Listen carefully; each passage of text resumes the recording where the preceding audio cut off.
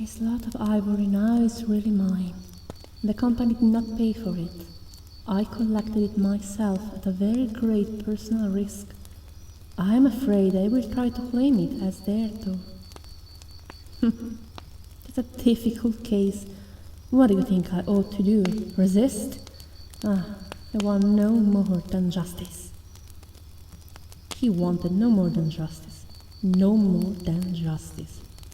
I rang the bell before a mahogany door on the first floor.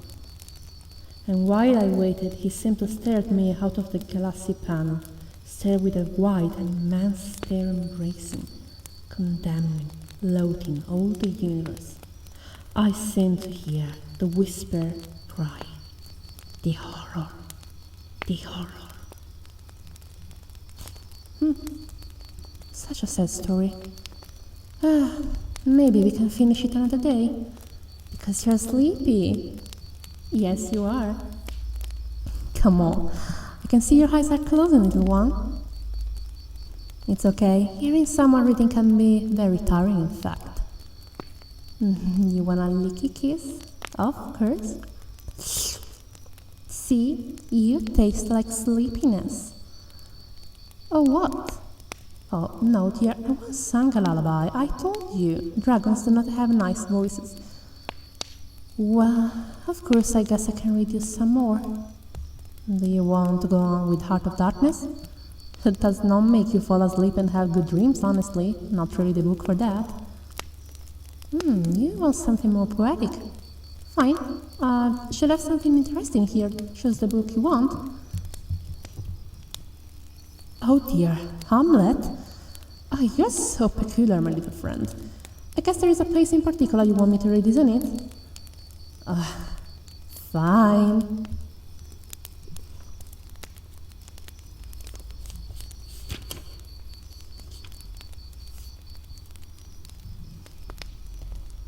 To be or not to be, that is the question.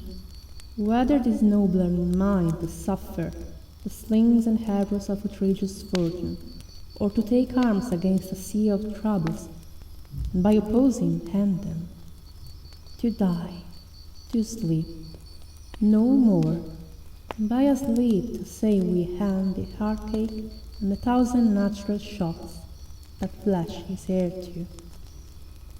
This is a consummation devoutly to be wished, to die, to sleep, perchance to dream. There's the rub, for in that sleep of death what dreams may come, when we are shuffled off this mortal coil, must give us pause. There is the respect that makes calamity of so long life. For who would bear the whips and scorn of time, precious wrong, the proud man contumely, the pangs of despised law, the low delay, the insolence of office, and a spurn the passion merit of unworthy takes, when he himself might his quitus make with a bare bodkin? Who would farther spear, to grant and sweet under a weary life? There are the dread of something after death, the undiscovered country from whose birth no traveller's return passes the will, and makes us rather bear those ills we have than fly to others that we know not of. Thus conscience does make cowards of us all, and thus the native hue of resolution is sickled her with the pale cast of thought, and enterprises of great pitch and moment with disregard the current turn awry, and lose the name of action. Soft you now, the fair Ophelia, neath in thy horizon be all my sin remembered. Oh, poor Ophelia, she deserved better. You sighed on these stories. See, I told you sad stories wouldn't have made you fall asleep, even though you are already sleepy yourself. Here, I have the perfect book to help you fall asleep, my little friend.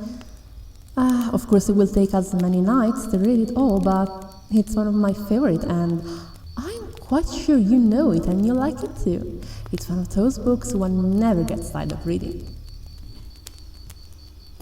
In a hole in the ground, there lived a hobbit.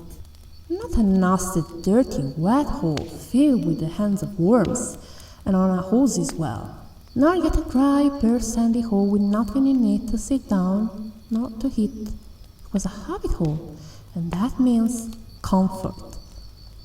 It had a perfectly round door like a porthole, painted green, with a shiny yellow brass knob in the exact middle. The door opened onto a tube-shaped hole like a tunnel, very comfortable tunnel, without smoke, with paneled walls and floors tied and capped, provided with polished chairs and lots of pegs for hats and coats. The hobbit was fond of visitors. The tunnel wound on and on, going fairly, but not quite straight into the side of the hill. The hill, as all the people for many miles round call it, and many little round doors opened out of it. First one side, then another. No going upstairs for the hobbit. Bedrooms, bathrooms, cellars, pantries, lots of this. Wardrobe, he had whole rooms devoted to clothes. Kitchens, dining rooms, all were on the same floor, and indeed on the same passage. The bathrooms were all on the left-hand side going in. These were the only ones to have windows, deep-set round windows looking over his garden and meadow beyond, sloping down to the river.